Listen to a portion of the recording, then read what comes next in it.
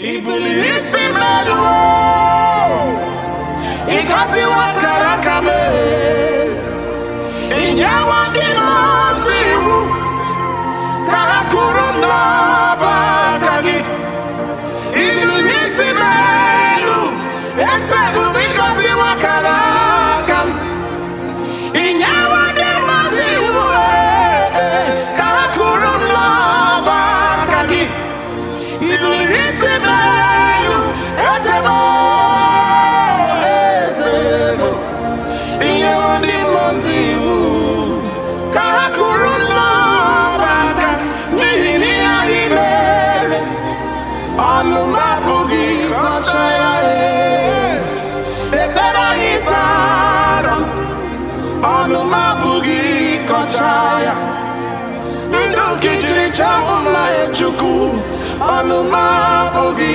Chaya,